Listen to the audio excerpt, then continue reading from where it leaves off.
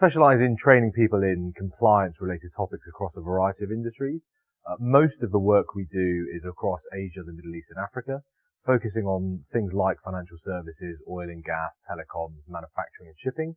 Key topics are things like regulatory compliance, financial crime, so money laundering, trade-based money laundering sanctions, as well as governance, values and ethics, which have become big topics in the last couple of years.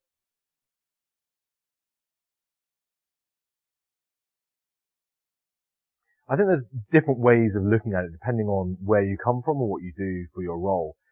One of the first things is to look at the broader international context of what we look at the compliance side, as well as understanding core areas around building a compliance program, framework, how we evaluate that, and also how we can use international standards to develop what we look at as a compliance program in a company.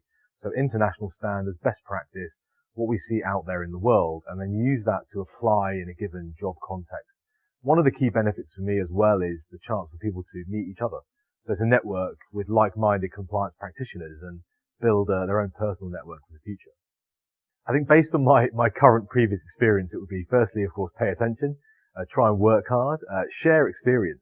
The more people share, the more everyone learns from each other. And also to try and come prepared in terms of looking outside of where you work and what you do to find news from other sources.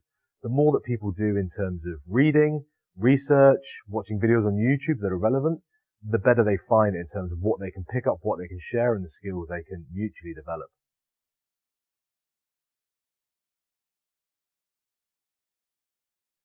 I think one of the biggest things we've seen recently is the development of core frameworks, policies and procedures for organizations, trying to make them more tailored to a specific company in a given industry. What we've seen over the last probably 4 to 5 years is a growth of template-driven compliance where people take something and they just apply for a company. Increasingly, that doesn't really fit the bill of what regulators are looking for. So taking something, applying it, making it very specific for the people, the place, the type of work that's conducted, so it's relevant not just today, but also for the future.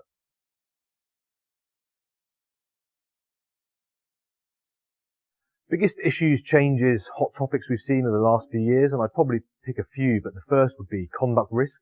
So issues around behavioural compliance in any given industry, not just looking at the way a person does something, but the group, the unit, the company, and then the industry as a whole. Issues around financial crime, very fast moving, very complex. So not just what we looked at historically as money laundering, but now trade finance. And of course, the biggest issue at the moment for a lot of companies in this area, managing the risk of sanctions related breaches. So trade sanctions, linked to that, things around the areas of whistleblowing, fraud, bribery and corruption. So I think they're probably two of the biggest topics. The third thing I would point out, I guess, that people struggle with is the pace of regulatory change.